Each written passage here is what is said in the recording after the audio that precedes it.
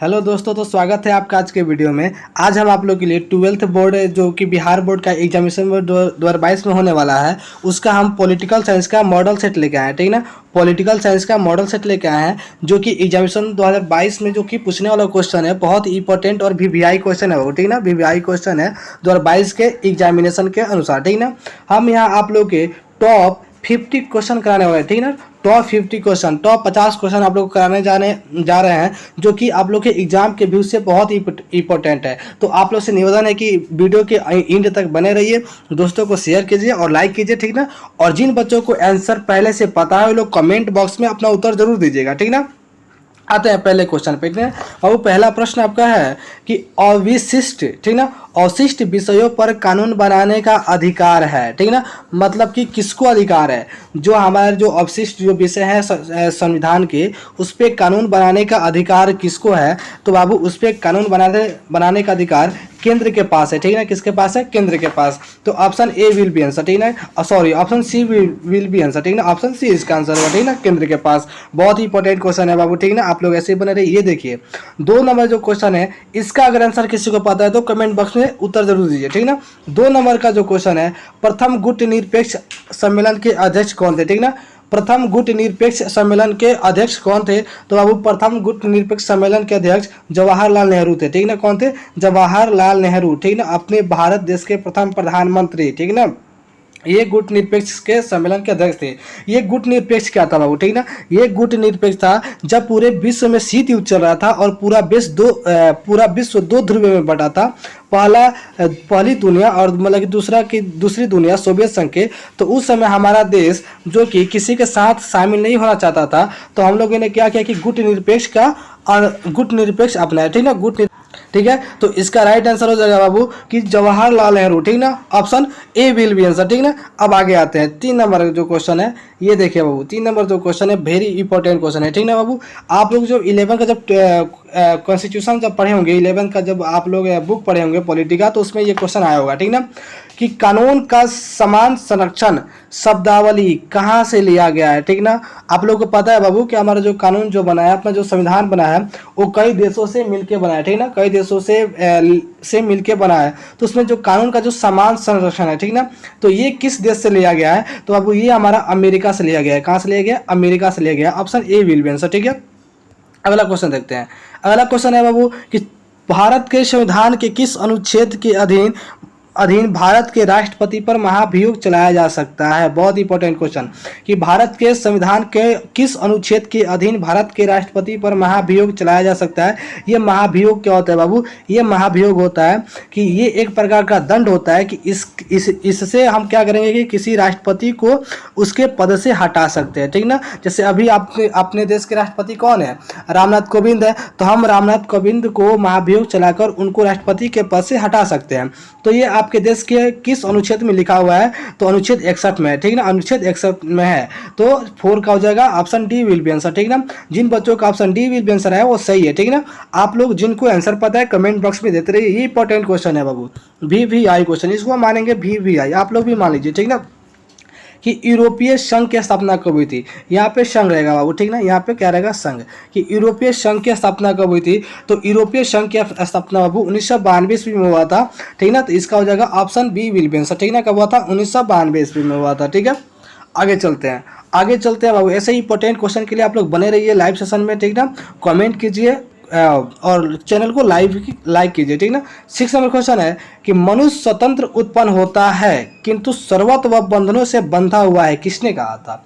किसने कहा था बाबू कि मनुष्य जो है कि स्वतंत्र उत्पन्न होता है किंतु सभी बंधनों से वो बंधा हुआ होता है? तो 6 का हो जाएगा सी। ठीक ना, रूसो ने कहा था। किसने कहा था? रूसो ने कहा था कि मनुष्य स्वतंत्र उत्पन्न होता है लेकिन सभी बंधनों से वो बंधा होता है। ये बात सच है बाबू कि हम लोग स्वतंत्र उत्पन्न होते हैं। ठीक ना, लेकिन उसके बाद से रिश्ते, जिम्मेदारियां, पढ़ाई लिखाई से हम लोग क्या होते हैं? बंधे हुए होते हैं। ठीक है, चलिए 7 नंबर प्रश्न देखते हैं। 7 नंबर क्वेश्चन ये देखिए, विधानसभा परिषद। ठीक ना, बहुत इंपॉर्टेंट क्वेश्चन है बाबू। ठीक ना, कि विधान परिषद का सदस्य निर्वाचित होने के लिए न्यूनतम आयु क्या है? ठीक ना, न्यूनतम आयु क्या है? ठीक ना, विधान परिषद सदस्य के निर्वाचित होने के लिए जो न्यूनतम आयु की मांग है वो क्या है? तो आपका वो 30 वर्ष है। ठीक ना, कितना है? 30 वर्ष, 30 वर्ष है। Option D will be answer, याद रखिएगा। ठीक है, 8 नंबर क्वेश्चन देखिएगा, ये आतंकवादी संगठन से है, ठीक ना। जैसे उल्फा एक आतंकवादी संगठन है, मतलब कि उल्फा कहाँ का आतंकवादी संगठन है, तो उल्फा बताते बाबू कि उल्फा आपका भारत का है आतंकवादी संगठन। कहाँ का है? भारत का आतंकवादी संगठन है उल्फा, ठीक ना। आप लोग बता दें कि अल कायदा पाकिस्तान और पाकिस्तान का है, श्रीलंका का लिट्टे है, ठीक ना। और फिर तालिबान कहाँ का है, सबको पता ही हो गया होगा कि तालिबान अफगानिस्तान का है, ठीक ना। उल्फा कहाँ का है? भारत का है, ठीक ना। आइए 9 नंबर क्वेश्चन देखते हैं। 9 नंबर प्रश्न है बाबू कि ऑन लिबर्टी शीर्षक पुस्तक के लेखक कौन है। जो ऑन लिबर्टी जो पुस्तक का जो शीर्षक है उसके लेखक कौन है, ठीक ना। तो उसके लेखक है बाबू J.S. मिल। कौन है? J.S. मिल है, option A will be answer, ठीक ना। J.S. मिल ने ऑन लिबर्टी शीर्षक नामक पुस्तक लिखा था, ठीक है। 10 नंबर प्रश्न है बाबू कि साफ्टा समझौता पर किस वर्ष हस्ताक्षर हुआ, ठीक ना। साफ्टा समझौता पर, यह बाबू एक बिजनेस समझौता था, ठीक ना। कौन सा था? एक बिजनेस समझौता था। तो साफ्टा समझौते पर किस वर्ष हस्ताक्षर हुआ था, ठीक ना। तो 10 का हो जाएगा ए, 2004 में हुआ था, ठीक ना। Option A will be answer, 2004 में जाके इस पे हस्ताक्षर हुआ था, ठीक है। 11 नंबर क्वेश्चन देखते हैं, इंपॉर्टेंट क्वेश्चन है वो, ठीक ना। ये आपके संविधान के निर्माण से, ठीक ना। क्वेश्चन है कि संविधान निर्मात्री सभा के प्रारूप समिति के अध्यक्ष कौन चुने गए थे। ये कल के हिस्ट्री के क्वेश्चन में भी बाबू हमने बताया था कि प्रारूप समिति के अध्यक्ष आपके चुने गए थे डॉक्टर भीमराव अंबेडकर, ठीक ना। कौन? डॉक्टर भीमराव अंबेडकर। तो हमने कई बार आप लोग को, कई मरतबा आप लोग को बता चुका हूँ कि प्रारूप समिति के अध्यक्ष कौन थे? डॉक्टर भीमराव अंबेडकर, ठीक है। तो आप लोग इसको हमेशा मतलब कि ऐसे अगर डेली आप लोग लाइव सेशन में बने रहिएगा तो क्वेश्चन रिपीटेड होते रहेगा, ठीक ना। इससे क्या होता है कि माइंड में क्वेश्चन बना रहता है। आइए 12 नंबर क्वेश्चन देखते हैं कि भारत में किस आधार पर नागरिकता प्राप्त की जाती है। ये तो बहुत इंपॉर्टेंट क्वेश्चन है बाबू, ठीक ना। कि अगर भारत में कोई व्यक्ति रहना चाहे, यहाँ की नागरिकता प्राप्त करनी चाहे, तो किस आधार पर उसको नागरिकता दी जाएगी। क्या वह निश्चित आवास लेकर रहेगा तब उसे नागरिकता मिलेगा? क्या वह सरकारी सेवा लेकर रहेगा तब उसे नागरिकता मिलेगा? क्या वह विवाह कर लेगा तब उसे नागरिकता मिलेगा, ठीक ना। तो बाबू इसमें अगर आपके पास निश्चित आवास है तो आपको, निश्चित आवास अगर है तो आपको नागरिकता मिल जाएगी, ठीक ना। किस आधार पर नागरिकता प्राप्त की जाती है? तो निश्चित आवास कहने का मतलब है कि आपको यहाँ रहते हुए 6 माह हो जाना चाहिए, ठीक ना। 6 माह हो जाना चाहिए, आपको यहाँ रहते हुए 6 माह हो जाना चाहिए। तो कैसे रहेगा? निश्चित आवास होना चाहिए। मान लीजिए कि अगर आप विवाह ही मारते हैं, ठीक ना, आप विवाह ही मारते हैं तो विवाह कर लीजिएगा, उसके बाद भी तो 6 माह रहना है ना। तो मतलब कि निश्चित आवास आपके पास रहना चाहिए, ठीक है। चलिए तो option A will be answer. अब देखते हैं 13 नंबर क्वेश्चन। 13 नंबर प्रश्न है बाबू कि बलवंत राय मेहता समिति प्रतिवेदन में पंचायती राज संस्थाओं को कितने स्तरों पर सुझाव दिया गया, ठीक ना। कितने स्तरों पर सुझाव दिया गया था, ठीक ना। 13 नंबर क्वेश्चन है तो इसका हो जाएगा आंसर वो त्रिस्तरीय, ठीक ना। त्रिस्तर पर उनको सुझाव दिया गया था, तो option C will be answer, ठीक है। चलिए 14 नंबर क्वेश्चन देखते हैं। 14 नंबर क्वेश्चन देखिएगा बाबू। 14 नंबर क्वेश्चन है कि निम्नलिखित में से कौन संयुक्त राष्ट्र संघ का अंग नहीं है। 14 नंबर क्वेश्चन है कि निम्नलिखित में से कौन संयुक्त राष्ट्र संघ का अंग नहीं है। तो बाबू यूनिसेफ जो है ना वो संयुक्त राष्ट्र संघ का अंग नहीं है, ठीक ना। कौन? UNICEF, option D will be answer. UNICEF क्या है? संयुक्त राष्ट्र यूएनओ का संघ नहीं है, याद रखिएगा, ठीक है। चलिए आगे देखते हैं। फिर 15 नंबर क्वेश्चन है कि भारत की संविधान सभा का गठन किस योजना के आधार पर हुआ था। जो भारत का जो संविधान सभा हमारा जो बना था तो किस योजना के आधार पर हुआ था, ठीक ना। तो बाबू हमने अब बता दिया आप लोग को कि माउंट बेटन योजना के आधार पर हमारा संविधान सभा का गठन हुआ था। किसके आधार पर? माउंट बेटन योजना के आधार पर, ठीक ना। माउंट बेटन योजना के आधार पर हुआ था, ठीक है। हम आगे देखते हैं, ठीक ना। 16 नंबर क्वेश्चन देखते हैं बाबू। 16 नंबर प्रश्न है कि भारत में वयस्क मताधिकार प्राप्त करने की न्यूनतम आयु क्या है, ठीक ना। कि अगर वो लड़का जो वयस्क हो चुका है, ठीक ना, जो युवा हो चुका है तो वो मताधिकार प्राप्त कर सकता है, मत दे सकता है, चुनाव में मतलब कि वोटिंग कर सकता है। तो उसका न्यूनतम आयु क्या होनी चाहिए, ठीक ना। तो बाबू 16 का आपका हो जाएगा 18 वर्ष, ठीक ना। क्या हो जाएगा? 18 वर्ष, ठीक ना। क्या, सॉरी, ठीक ना, क्या हो जाएगा? आजा यार, 18 वर्ष, ठीक ना। 18 वर्ष, पहले कितना था? 21 वर्ष, लेकिन उसके बाद से घटा के क्या कर दिया गया? 18 वर्ष कर दिया गया, ठीक है। चलिए आगे देखते हैं। आगे देखते हैं उस 17 नंबर क्वेश्चन है। 17 नंबर प्रश्न है कि 73वें संविधान संशोधन के अनुसार, ठीक ना, 73वें संविधान संशोधन के अनुसार 11वीं अनुसूची में पंचायती राज संस्थाओं को कितने विषय में सौंपा गया। मतलब कि पंचायती राज व्यवस्था में कितने विषयों को रखा गया था, ठीक ना। तो बाबू टोटल 29, ठीक ना, 29 विषयों को रखा गया था, आप लोग याद रखिएगा, ठीक ना। 11वीं अनुसूची में पंचायती राज व्यवस्था रखा गया है। आप लोगों को पता है ना कि भारत के संविधान में कितने भाग हैं, तो अभी मान लें कि अभी अगर हम अभी टोटल बात करते हैं तो अभी मिला के 25 भाग है, ठीक है, 25 पार्ट्स है, ठीक ना। अनुसूची 12 है और अनुच्छेद 448 है, ठीक ना। तो अनुसूची 12 है, ठीक ना। तो उसमें से 11वां जो अनुसूची है वो किसका है, पंचायती राज व्यवस्था का। तो इसमें कितने विषयों को रखा गया है, इसमें 29 विषयों को रखा गया है, ठीक है। 18 नंबर 18 नंबर क्वेश्चन देखते हैं कि भारत नागरिकों को कितने मौलिक अधिकार प्राप्त हैं, कि भारत में नागरिकों को कितने प्रकार के मौलिक अधिकार प्राप्त हैं, ठीक है। तो इसमें देखिएगा भारत में नागरिकों को 6 प्रकार का मौलिक अधिकार प्राप्त है। कितने प्रकार का, 6 प्रकार का मौलिक अधिकार इन लोगों को प्राप्त है, ठीक है। आगे देखते हैं, ठीक है। 19 नंबर क्वेश्चन है बाबू, 19 नंबर क्वेश्चन है कि भारत में राष्ट्रपति की स्थिति तुलनात्मक दृष्टि से निम्नलिखित में से किसके समान है, ठीक ना।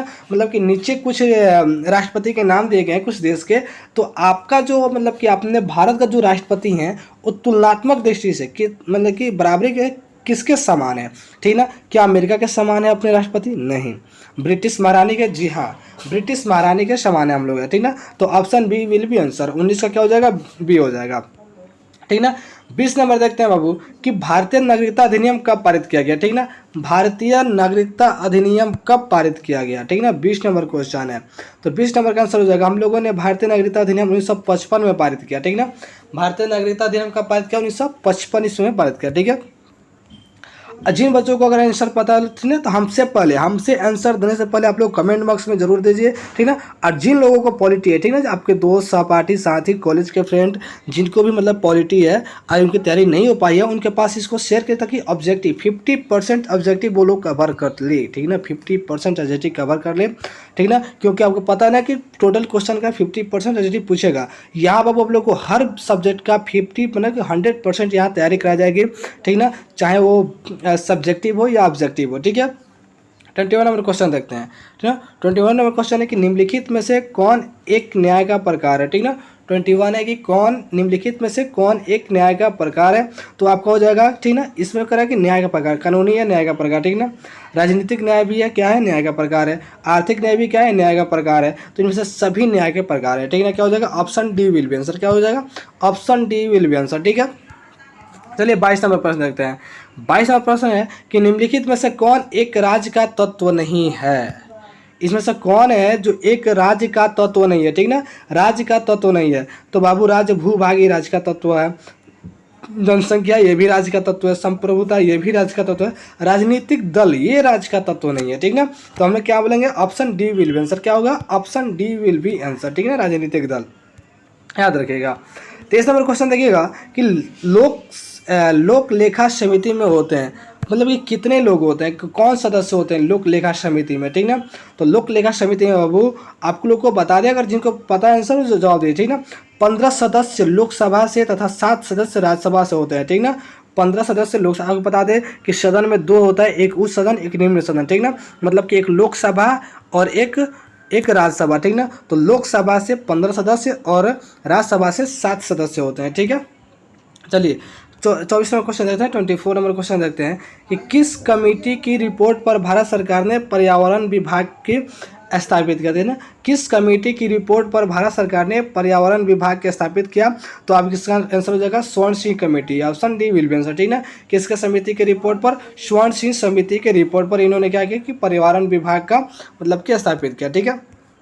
25 नंबर क्वेश्चन बहुत इंपॉर्टेंट क्वेश्चन है आपको, अगर इनको जिन लोगों को आंसर पता है, ठीक ना, कमेंट में दीजिए, ठीक ना, कि दक्षेक्स का मुख्यालय कहाँ स्थित है। दक्षेक्स मतलब कि बाबू सार्क का, ठीक ना, सार्क का मुख्यालय कहाँ स्थित है, ठीक ना। तो सार्क का मुख्यालय आप लोग को बता दें, हम लोग सार्क का मुख्यालय कहाँ स्थित है, ठीक ना। तो आप लोगों को काठमांडू में स्थित है, कहाँ है, काठमांडू में स्थित है। काठमांडू कहाँ है, नेपाल की राजधानी है, ठीक है। चलिए 26 नंबर क्वेश्चन देखते हैं। 26 नंबर क्वेश्चन है कि निम्न में से कौन एक मौलिक अधिकार नहीं है, मौलिक अधिकार नहीं है, ठीक ना। तो बाबू बता दें आप लोग को कि 26 का डी, ठीक ना, 26 का डी संपत्ति का जो अधिकार है ना वो मौलिक अधिकार नहीं है। मौलिक अधिकार मतलब कि ये हम ले कर रहेंगे, लेकिन संपत्ति का जो अधिकार है ना वो मौलिक अधिकार नहीं है, ठीक है। चलिए 27 नंबर क्वेश्चन देखते हैं। 27 नंबर क्वेश्चन है कि अंतर्राष्ट्रीय अणु ऊर्जा अभिकरण की स्थापना कब हुई थी, ठीक ना। अंतर्राष्ट्रीय अणु ऊर्जा अभिकरण की स्थापना कब हुई थी, तो ये हुआ था 1957 ईस्वी में। कब हुआ था, 1957 ईस्वी में, ठीक ना। Option B will be answer, ठीक है। चलिए आते हैं 28 नंबर क्वेश्चन पे कि भारत के प्रधानमंत्री होते हैं, भारत के प्रधानमंत्री को कैसे चुना जाता है। क्वेश्चन ये है कि भारत के प्रधानमंत्री को कैसे चुना जाता है। तो 28 नंबर क्वेश्चन है बाबू कि भारत के प्रधानमंत्री को निर्वाचित किया जाता है, मतलब कि जनता द्वारा चुन के लाया जाता है, निर्वाचित किया जाता है, जैसे हमारे प्रधानमंत्री जी को चुना गया था, ठीक ना। चलिए 29 नंबर क्वेश्चन देखते हैं कि विश्व अहिंसा दिवस किस तिथि को मनाया जाता है, ठीक ना। विश्व अहिंसा दिवस किस तिथि को मनाया जाता है। तो विश्व अहिंसा दिवस 2 अक्टूबर को मनाया जाता है, ठीक ना। कब मनाया जाता है, 2 अक्टूबर को मनाया जाता है, ठीक है। चलिए 30 नंबर क्वेश्चन है कि संवैधानिक विषय पर निर्णय देने के लिए कम से कम सर्वोच्च न्यायालय में कितने न्यायाधीशों की बेंच होनी चाहिए, ठीक ना। कह रहा है कि संवैधानिक विषय पर, किसी भी संवैधानिक विषय पर निर्णय देने के लिए, ठीक ना, कम से कम सर्वोच्च न्यायालय में कितने न्यायाधीशों की बेंच होनी चाहिए। तो 5 या 5 से अधिक न्यायाधीशों की बेंच होनी चाहिए, ठीक ना। चलिए 31 नंबर क्वेश्चन देखते हैं कि राज्यसभा की सदस्यता के लिए न्यूनतम आयु क्या है, ठीक ना। राज्यसभा के सदस्यता के लिए न्यूनतम आयु क्या है, कि मतलब कौन सा मतलब कि न्यूनतम आयु रहेगा कि उसके बाद से आप राज्यसभा के सदस्य हो सकते हैं। तो 30 वर्ष, कितना 30 वर्ष, option B will be answer, ठीक है। 32 नंबर क्वेश्चन है बाबू कि विश्व महिला दिवस कब मनाया जाता है, ठीक ना। 32 नंबर क्वेश्चन है कि विश्व महिला दिवस कब मनाया जाता है। तो विश्व महिला दिवस बाबू 8 मार्च को मनाया जाता है, ठीक ना, 8 मार्च को, option B will be answer, ठीक है, ठीक ना। अब देखते हैं 23 नंबर क्वेश्चन कि किस नगर के मेयर का चुनाव करता है, ठीक है। सॉरी क्वेश्चन में थोड़ा दिक्कत हो गया, ठीक ना। 33 नंबर क्वेश्चन है कि किस नगर निगम के मेयर का चुनाव करता है, ठीक ना। मेयर का चुनाव किया जाता है, ठीक ना। 33 नंबर तो जनता, ठीक ना, जनता करता है, ठीक ना, option C will be answer, ठीक है। 34 नंबर क्वेश्चन है कि भारतीय संविधान में समवर्ती सूची की प्रेरणा कहाँ से ली गई है। बहुत बढ़िया क्वेश्चन है बाबू, ठीक ना, बहुत बढ़िया क्वेश्चन है। 34 नंबर क्वेश्चन कि भारतीय संविधान में समवर्ती सूची कहाँ से ली गई है। समवर्ती सूची बाबू ऑस्ट्रेलिया से ली गई है। कहाँ से, ऑस्ट्रेलिया से ली गई है, option C will be answer, ठीक ना। कहाँ से ली गई है, ऑस्ट्रेलिया से, ठीक ना। तो option C will be, sorry B will be answer, ठीक है, ऑस्ट्रेलिया। चलिए 35 नंबर क्वेश्चन है कि भारत और चीन के बीच इस पंचशील समझौता पर हस्ताक्षर हुआ था, ठीक ना। कि हमने आप लोगों को कई बार पॉलिटी के ऐसे ही वीडियो में और फिर हिस्ट्री के वीडियो में बताया था कि भारत और चीन के बीच में पंचशील समझौता हुआ था, ठीक ना, जिसमें 5 बातें रखी गई थी और यह 1954 में हुआ था, ठीक ना। कब हुआ था, 1954 में हुआ था। तो 35 का क्या हो जाएगा, option D will be answer, ठीक ना। देखिए दक्षेस का पहला सम्मेलन किस देश में हुआ था, ठीक ना। मैंने बताया था कि दक्षेस का मुख्यालय कहाँ है, काठमांडू में है, और इसका पहला जो सम्मेलन हुआ था वो बांग्लादेश में हुआ था, ठीक ना। कहाँ हुआ था, बांग्लादेश में, ढाका में हुआ था, ठीक ना, जिसकी राजधानी कहाँ है, ढाका है, कहाँ है, ढाका है। तो बांग्लादेश की जगह ढाका भी लिख सकते हैं, ठीक ना, तो आप लोग याद रखिएगा, ठीक ना। 37 नंबर क्वेश्चन है कि किसी भी राज्य की विधानसभा की अधिकतम अनुज्ञेय सदस्यों संख्या की सीमा क्या है, ठीक ना। तो बाबू इसका आंसर हो जाएगा सी, 500 सदस्य, ठीक ना। कितने, 500 सदस्य की संख्या है, ठीक है। आगे देखते हैं सार्क में कितने देश सदस्य हैं, ठीक ना। सार्क में कितने देश से के सदस्य हैं, कितने सदस्य हैं, ठीक ना। 38 नंबर क्वेश्चन, तो बाबू सार्क में 8 देश हैं, कितने हैं, 8 देश हैं, ठीक है, 8 हैं, ठीक है, ठीक है। हमने क्या बताया कि सार्क में कितने देश हैं, ठीक ना। तो सार्क में बाबू 8 देश हैं, ठीक ना, कितने, 8 देश हैं, ठीक है। चलिए अब 39 नंबर क्वेश्चन पे ध्यान देते हैं, ठीक ना। 39 नंबर क्वेश्चन है बाबू, ठीक ना। 39 नंबर क्वेश्चन है कि सॉरी हाँ 39 नंबर क्वेश्चन कि संविधान का कौन सा अनुच्छेद संसद को राज्य सूची के किस विषय पर विधान बनाने की शक्ति प्रदान करता है, ठीक ना। संविधान का कौन सा अनुच्छेद राज्य सूची को किस विषय पर विधान बनाने की शक्ति देता है। तो बाबू आपको बताते हैं कि अनुच्छेद 249, ठीक ना, कौन, 249, सॉरी, ठीक ना, 249 जो है यह मतलब कि राज्य सूची के विषय पर विधान बनाने की शक्ति देता है, ठीक ना, संसद को, ठीक है। अगला क्वेश्चन देखते हैं किसने द्विराष्ट्र सिद्धांत का प्रतिपादन किया है, ठीक ना। द्विराष्ट्र सिद्धांत का प्रतिपादन क्या है, ठीक है। 40 का क्वेश्चन है किसने द्विराष्ट्र सिद्धांत का प्रतिपादन किया है। तो अब जिन्ना ने, जिन्ना कौन, मोहम्मद अली जिन्ना, ठीक ना, जिसने कहा था कि हमको पाकिस्तान चाहिए, ठीक ना, इसने ही द्विराष्ट्र सिद्धांत का प्रतिपादन किया, ठीक ना। आगे देखते हैं 41 नंबर क्वेश्चन, ठीक ना, कि भारत मुख्यतः एकात्मक राज्य है, इस विचार का प्रतिपादक कौन है, ठीक ना।